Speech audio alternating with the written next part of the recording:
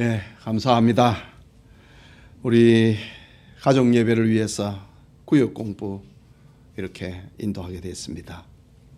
요즘 많이 힘든 시간을 보내고 있는데 주님의 은혜가 우리 교우들의 가정에 늘 함께하기를 소원합니다. 그 제목은 재앙을 멈추는 길이라고 하는 사무엘하 24장 10절에서 25절의 말씀이 본문의 배경이 되겠습니다.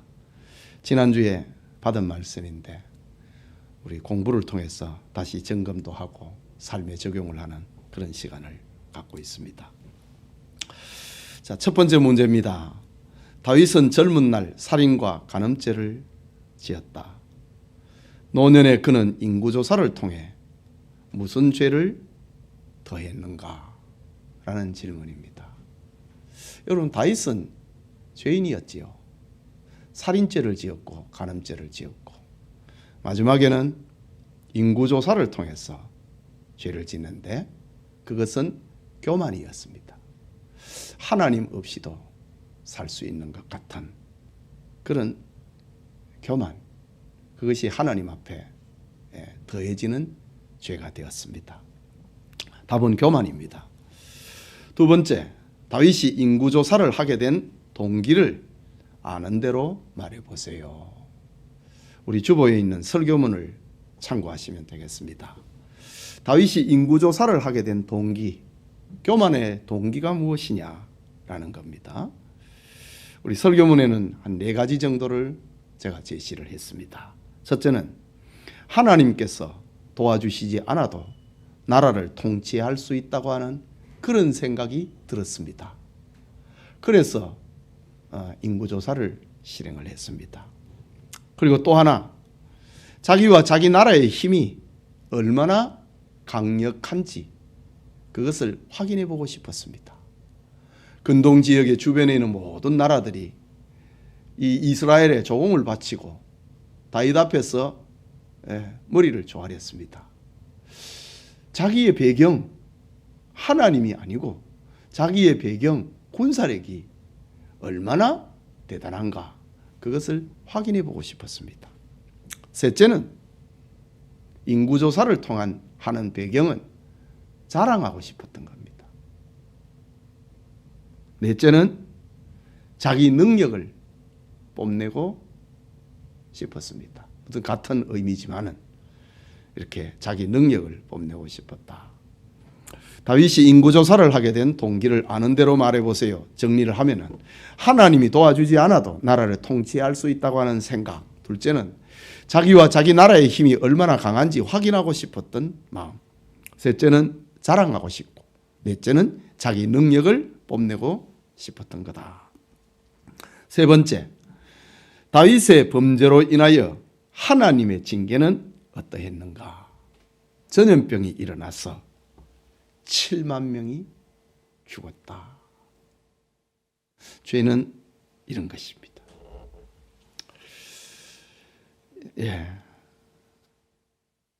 네 번째, 재앙을 멈추는 길은 무엇인가? 지난 설교에 그 재앙을 멈추는 길을 대해서 3가지 대지를 전했습니다. 그 대지가 답이 되겠습니다. 첫째는 죄악을 뉘우치고 회개하는 것이다. 둘째는 하나님께 제단을 쌓는 것이다.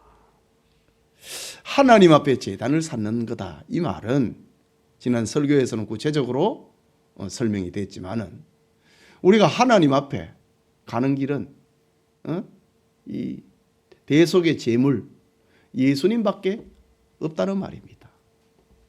하나님께 제단을 쌓는 것이 재앙을 멈추는 길이다. 조금 이따 또 설명이 나오겠습니다. 셋째는 희생이 동원된 예배자가 되는 것이었다. 이것이 재앙을 멈추는 길이라고 했습니다.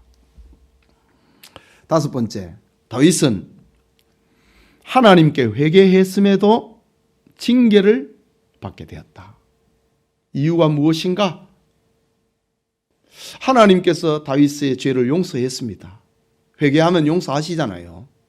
다윗의 죄를 용서했습니다. 그런데도 다윗은 하나님의 벌을 받습니다. 이유가 뭐냐? 하나님께서는 다윗에게 죄가 얼마나 무섭다고 하는 것을 깨닫게 하고 경험하게 하도록 하기 위함이었지요. 그 다음 6번째 질문입니다. 회개하는 다윗에게 하나님의 용서의 사랑은 누구를 통해서 나타났는가? 갓 선지자를 하나님이 보냈습니다.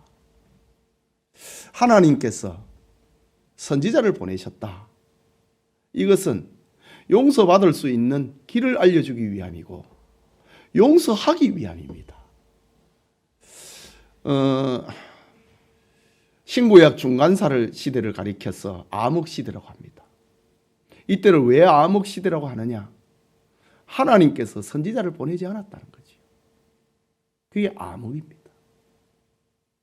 깊은 암흑의 시대 끝에 하나님께서 세례 요한을 보내시고 예수님을 보내신 것이지요. 그건 사랑입니다. 하나님이 다윗을 사랑하고 다윗의 죄를 용서하시기 위해서 가 선지자를 보내갖고 용서받는 길을 알려주는 것이지요. 7번째 질문입니다. 하나님이 다윗에게 들려주신 구원과 용서의 방법은 무엇인가? 구원받을 수 있는 그 방법이 뭐냐? 용서받을 수 있는 방법이 뭐냐?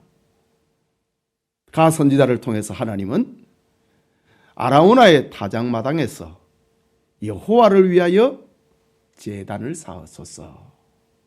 그러니까 다윗이 가지고 있는 것 가지고 인간의 어떤 자원적인 걸 가지고는 하나님 앞에 이를 수 없다는 겁니다.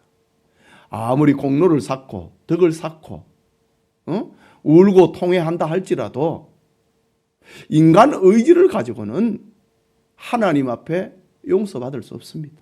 구원받을 수 없습니다. 이런 인간을 위해서 길을 열어놓으셨는데 그것이 바로 여호와를 위하여 제단을 쌓으래요. 제단이 의미하고 있는 것은 바로 예수님을 얘기하는 거 아닙니까?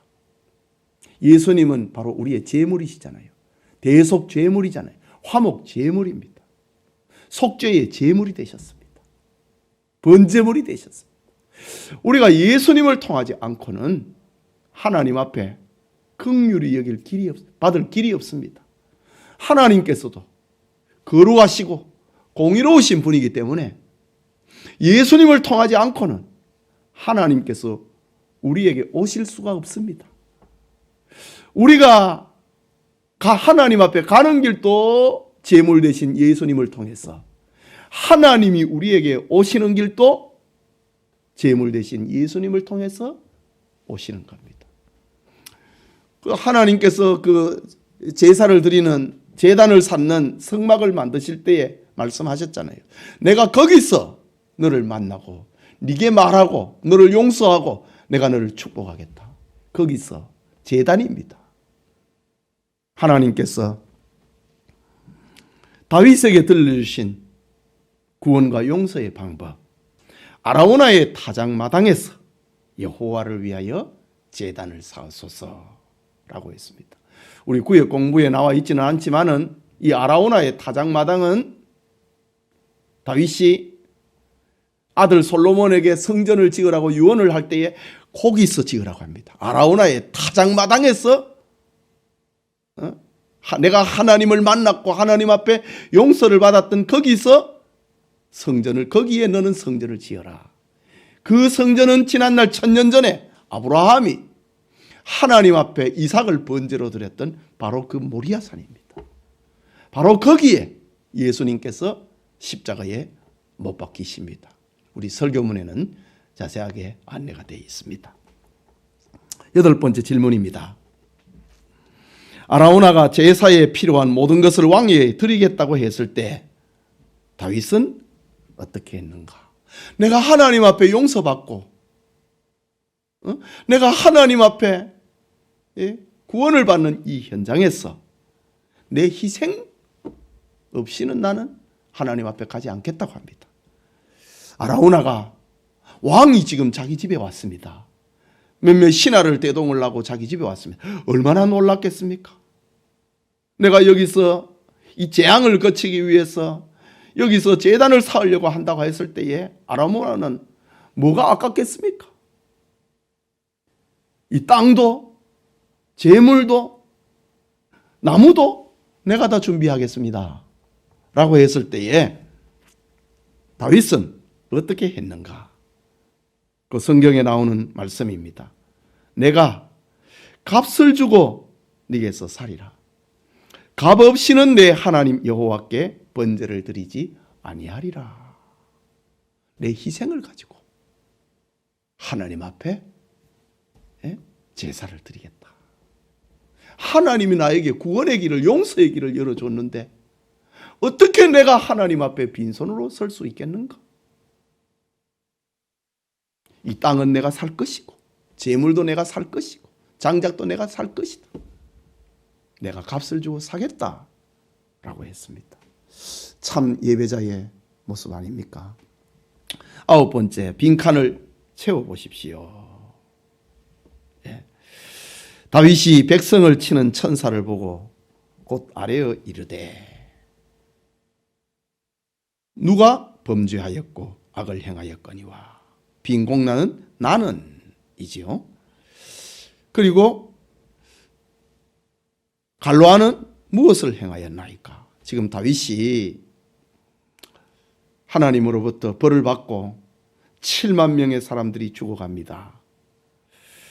거기에서 이제 천사가 칼을 들어가지고 예루살렘이라고 하는 이 성도지요, 수도지요, 이걸 아예 없애버리려고 했습니다. 그때에 다윗이 다시 하나님 앞에 엎드려 회개합니다.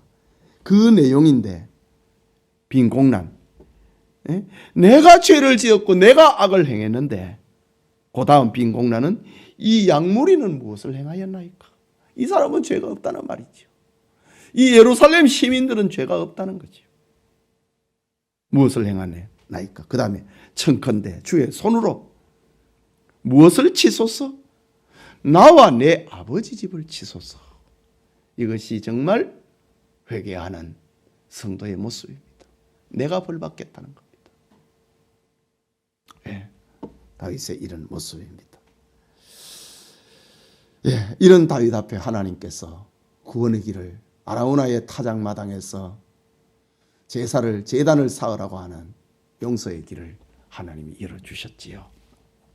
자, 마지막 10번째, 당신은 하나님께 범죄했을 때에 받은 징계가 있는가? 징계가 없으면 사생하라고 했잖아요. 당신은 하나님께 범죄했을 때에 받은 징계가 있는가? 그리고 또 하나의 질문은 이때 어떻게 징계를 극복을 했는가? 여러분 각자가 한번 생각을 해보십시오. 극복은 회개입니다. 극복은 하나님 앞에 제단을 쌓는 것, 주님을 보시고 용서해 달라고 하는 겁니다. 극복은 하나님 앞에 희생이 동원이 된 예배자가 되는 것입니다. 우리가 부족하더라도 하나님의 징계 앞에서 회복되는 길을, 이런 기회를 통해서 우리가 알게 됐으니 무슨 어려움, 징계가 있거든 죄를 회개하고 그거 가지고 안 됩니다.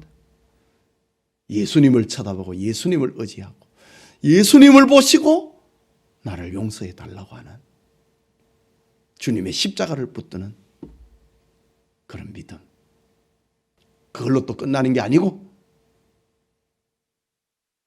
희생이 동원이 되는 하나님 앞에 진정한 예배자가 되는 그런 축복이, 징계를 극복을 하는 축복이 우리 교우들에게 있기를 소원합니다.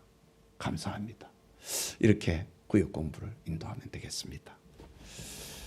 자, 마치겠습니다.